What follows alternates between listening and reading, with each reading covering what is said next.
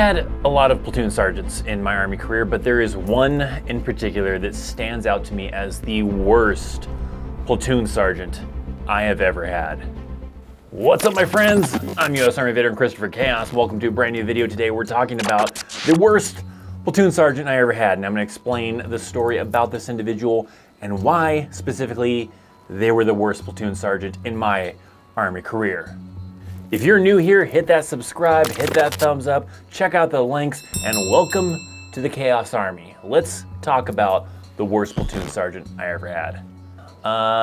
My least favorite platoon sergeant was also my very last platoon sergeant that I had in the United States Army. So let me tell you why she was the worst. And yes, she wasn't the worst because she was female. Don't start jumping on that bandwagon. I know some people out there want to do that, right? There has been some amazing female platoon sergeants out there. This is actually the only female platoon sergeant I ever had, but I have seen many other female platoon sergeants that were great. So this individual being a female is not the reason why they were the worst. It was their specific actions that made them the worst platoon sergeant ever. At this point in time, I only had maybe 6 months left in the Army, something like that, probably. My previous platoon sergeant, he wasn't great. He maybe could possibly be the second worst platoon sergeant, maybe, I don't know. But he retired, and so he moved on with his life, and the replacement came in, and along showed up this female platoon sergeant that I will not drop the name of. I highly doubt she watches my videos or anything, or even remembers me possibly, but I guess I remember her. She shows up, she was coming from doing drill sergeant, being on the trail, and the story goes that she tried to put in for retirement and it got denied. Sometimes that happens when they need your MOS, they need your experience and everything, because you're not guaranteed they're going to approve your retirement packet, even if you've done 20 plus years. It could possibly get denied and pushed to a later date. So I'm pretty sure she was kind of mad at the Army about that. She probably was really looking forward to finishing off, her Army career as a drill sergeant, retiring, and then moving on to something else. And then she gets this news of, nope, sorry, denied. You're going over to Fort Carson, Colorado. So that already kind of made her probably a little angry, and you kind of feel it. You could definitely feel she did not want to be there. She did not want to be doing what she was doing, and you kind of feel that aura, or that, I don't know what the good word would be, that kind of vibe from her. So I remember we did one field problem with her first before taking off to the National Training Center. We just did a local field problem, and you really got the sense that, of what I was talking about, of her not really wanting to be there. She really wasn't really taking part in the field problem. She's doing the bare minimum of what she could to kind of just, get through the exercise. It was like a 1 week, a 2 week field problem, I think it was, or something like that. But you could definitely tell that she was trying to do the bare minimum that she possibly could, and the rest of us had to pick up the slack in some places. So that already was kind of off to a rough start. So, whatever, right? Not the end of the world. I've had platoon sergeants that are like that sometimes. So that wasn't anything too new for the most part. But then it came down to, we were getting ready to go to the National Training Center at Fort Irwin, California. And at this point in time, I probably only had 3 months left in the Army. So I was not supposed to be going to the National Training Center. I should be starting to do the ACAP process, the process to start getting out of the Army, to start, doing medical stuff, to start going through some classes to help me transition into the civilian world. All sorts of things you're supposed to do prior to. They usually probably do about 6 months or so out from getting out of the Army to help you in that transition process. I was originally on the schedule to be on what's called Rear D. That means that I was going to be staying behind, and I was going to be probably pulling CQ a bunch or something, or staff duty, but then still having some time to be able to do what I needed to do, attend some classes, attend some medical appointments, whatever I needed to do to help towards my transition to get out.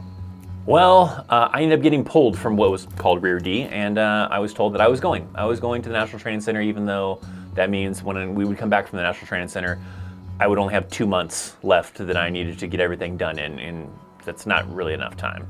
The reason for it was that the platoon sergeant didn't feel very confident that my replacement individual was going to be able to do my job very well. I was the ammo NCOIC, so I was the person in charge of all of the ammo for our entire unit. So I was the one that was, usually in charge of being able to schedule the pickups and being able to organize the storage of it, being able to organize the issue to the line units to be able to get the ammo to where they needed to go. Even though I'm not an ammo specialist, but a lot of times 88 mics find themselves doing that ammo type of job, really.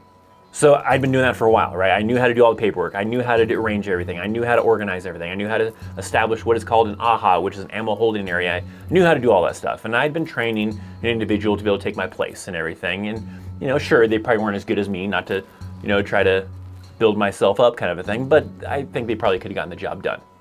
Platoon Sergeant didn't feel that way, so I got stuck going. And during the National Training Center, built up more reasons why I come to not like this individual and feel that they're the worst platoon sergeant I ever had. I have actually mentioned, I think, a story with this in another video. I don't remember which video it was, but during the National Training Center, while we were there was a couple of events that really kind of just bugged the hell out of me. Specifically, like for one, we were busting our ass, working real hard, and we need like the platoon sergeant's signature. We need the platoon sergeant's approval to do stuff, and she's not out in the motor pool with us, not out working, doing stuff, and kind of monitoring what's going on and keeping track of what's going on. She's over in the chow hall tent, drinking tea or soda or whatever, reading a book, while we're all sweating our ass off out in the desert. So that was annoying, right? Sometimes, you know, if she wasn't in the chow hall reading a book, drinking some tea, she was back at the sleeping area taking a nap. So yeah, it was pretty annoying. That's not the end of things, all right? Another thing, we had a live fire coming up, and in order to participate in the live fire, you have to have, you know, your full kit. You have to have the helmet, the vest, with the plates inside of it. She decided that she did not want to bring her plates. That's just extra weight to have to carry along. So she left her plates behind into the rear, and when she found out that she had to participate in the live fire, even though she was trying to get out of it, she had to participate because it's part of an evaluation that she had to do as a platoon sergeant. Well, she needed plates, so she used the plates from another soldier that was similar in her size and put that soldier on some shitty detail so that she had a reason to not send him to go do the live fire. That way she could take his plates. A lot of us squad leaders and section sergeants were pretty upset about that. That was pretty low move to stick this guy who was a good soldier on some crappy detail because she needed his plates and needed to be able to use them for the live fire exercise. So we were pretty mad about that, and in fact, so was the platoon leader. The platoon leader of our platoon was not very happy with that either. He was kind of upset that she pulled that move, and he was already upset with like her previous actions as well, but now doing this also kind of made things a little bit annoying. We ended up coming together as the section sergeants and the platoon leader as well to try to inform the first sergeant that she's screwing stuff up. She is doing a horrible job. She did this whole thing with the plates and everything else where if a soldier had decided he didn't want to bring his plates, he would have been screwed, right? There shouldn't be a double standard or a specific treatment because that person's a platoon sergeant or higher ranking. The standard applies to everybody. You know, if you're told you're supposed to bring your plates, you bring your plates, not you don't leave them behind because you didn't feel like bringing them. So we addressed this to, at that time it was an acting first sergeant because that person hadn't gone through the First Sergeant's Academy yet, so they were kind of acting First Sergeant until they did go through the First Sergeant Academy, and then they did later, I think, come back and be the actual First Sergeant. But at this time, the individual, I think, was still a Master Sergeant and was just acting First Sergeant. But we took the issues up to that acting First Sergeant. The acting First Sergeant may also probably fall in the category of possibly the worst First Sergeant. I don't know, I'd have to think about that I ever had, because he didn't want to do anything about it. I don't know if he was buddy-buddy with her or he didn't want to deal with it. I don't know what the deal was, but he just basically told us we needed to suck it up, and he said he would deal with it, which I don't think he did anything, but he said I'll have a talk with her, blah, blah, blah, blah, and basically told us just to deal with it, suck it up, stop being pussies or whatever, hell, I don't know. So we were pretty mad about that, but nothing we could do beyond that. So we kind of decided to say, screw it, we'll just move on then, I guess. So let's just get through this damn stupid NTC rotation and get back to Carson after we're done, kind of a thing. And nothing we can do, I guess. So back at Carson, now I can finally start doing all my ACAPing, start doing all my appointments and everything like that. And of course, still pretty lazy, still a pretty lazy platoon sergeant. I need things done that I need for my end for me to final out and get out of the Army, and she was not delivering on the things that I needed her to do. For example, I needed a NCOER, which is an evaluation that non-commissioned officers get to evaluate them, and I had to have a final NCOER, a final evaluation, that I had to be able to turn in for my final out. And it was a hassle trying to get her to put that together. Along with that, they're also supposed to put together an award, right? At this time, it was only required that a rough draft of the award be submitted, or a counseling statement as to why the individual is not receiving an award for getting out of the Army, or ETS award as it's called. Now you have to actually have the award or a counseling statement as to why the soldier does not deserve an ETS award, but at that time they just needed a draft. So I needed that NCOER, and I needed at least a draft of my ETS award. My ETS award was supposed to be a meritorious service medal. I don't know if I would have actually got approved for that. It would have been cool, I guess. I probably would have got downgraded, but it didn't go any farther than that. It finally was able to get the rough draft of the award, and finally able to get that final NCOER, but it took a lot of bugging the individual to get this information. In fact, it was also part of the reason why I was not actually able to final out on time, because I was supposed to final out, I don't remember what the exact date was, let's say it was the 15th of January, and I didn't have everything. So I had to move my final out date by a couple of days because she had not completed my NCOER or my rough draft of my award. So a day or two later, I was finally able to get that from her.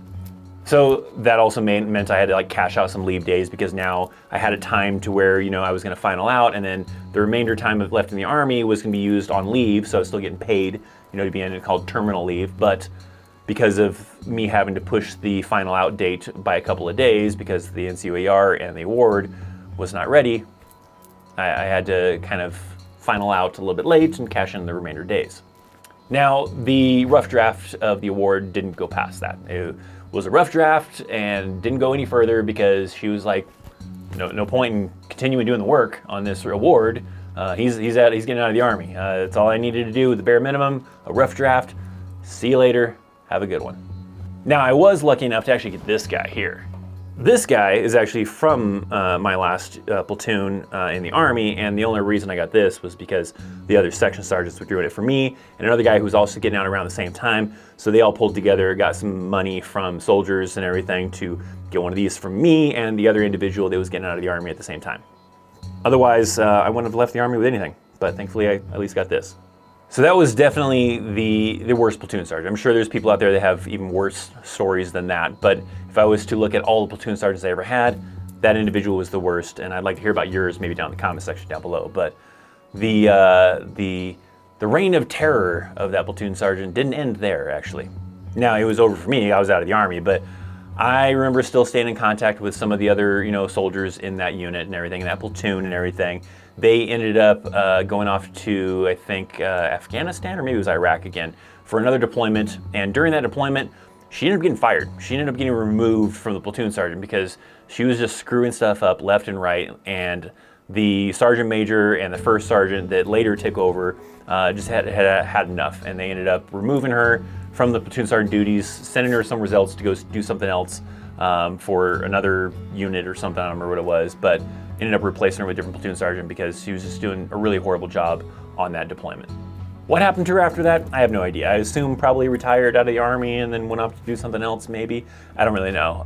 But yeah, there you go. That was definitely the worst platoon sergeant I ever had, but I want to hear about yours. Maybe the worst platoon sergeant, worst squad leader, worst platoon leader, worst first sergeant, whatever you got. Leave me some comments down below. I would like to hear your stories.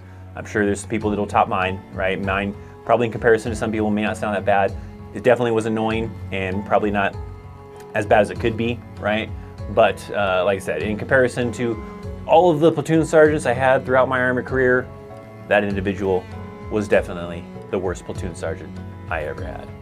So going from the worst platoon sergeant, why don't you learn about the weirdest soldier I ever had or ever met, ever knew in the Army? Check this video out right here where I tell the story about the weirdest soldier I ever knew while being in the United States Army. Check out my links down in the description box for affiliates and social media and all that stuff. Thanks for hanging out. I'm Christopher Chaos. See you next time. See ya.